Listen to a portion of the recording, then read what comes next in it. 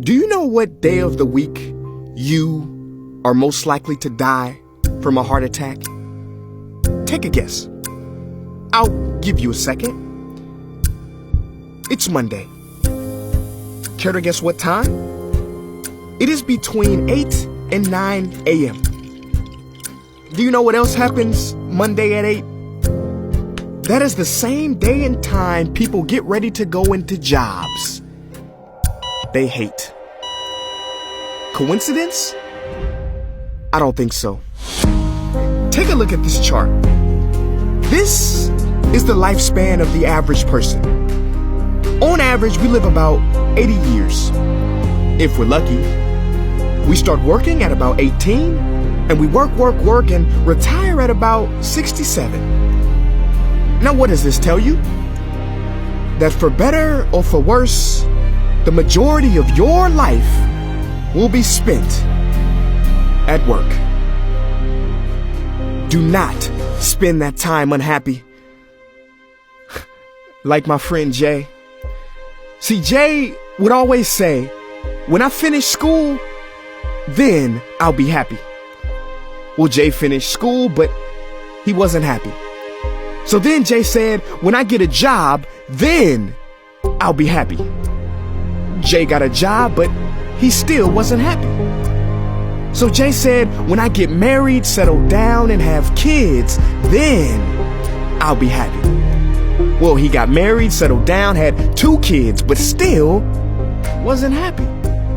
So then Jay said, okay, when the kids leave home and I retire, then I'll be happy. Well, the kids left home and he retired, but he still wasn't happy. So Jay started going to church. And I asked Jay why he was going to church so much. And he said, because when I die, then I'll be happy. Jay's story, however sad, is not unique. I could have replaced Jay with Johnny or Bonnie. In fact, Jay's initials stand for just about everybody. Many of us are like Jay, but it is not our fault. We have been tricked to stay stuck in jobs that are literally making us sick, and to be and then people. You know about the and then people, right? It's people who constantly say, and then I'll be happy. Ladies and gentlemen, we must go from living as and thens to becoming right nows. We have to be happy right now. How? We must either find a job we love or bring more love into our jobs. It is time to step out of the rat race. Cause the funny thing is, even if you win, make a load of money, hold up the trophy that everybody hails, you're still a furry rodent with a pointy nose and long tail. Wake up. Stop playing with your life. This ain't a video game. This ain't Mario Kart. This ain't Fortnite. There is no try again button, no option to redo this level. When the game's over, game's over. But there is one cheat code to the human console, and that is to take control and to stop buying into the lies society has told, like how overworking is cool and being stressed out is a status symbol. Oh, and I almost forgot the biggest lie. Keep a work-life balance. Now, on the surface, you may not see how crazy that sounds, but think about it. Work-life balance? Shouldn't it be the other way around? Shouldn't life come before work? Because when your life is better, your work is better? But don't take my opinion. Harvard professor Sean Achor recently discovered something fantastic, which he calls the happiness advantage. His studies prove that 75% of job success can be predicted by not how smart you are, not how talented you are, but how happy you are. His research is decisive. He says when you're happy, your intelligence rises, creativity rises, your productivity rises. And you know what else is funny? You also make more money. But here's the real kicker.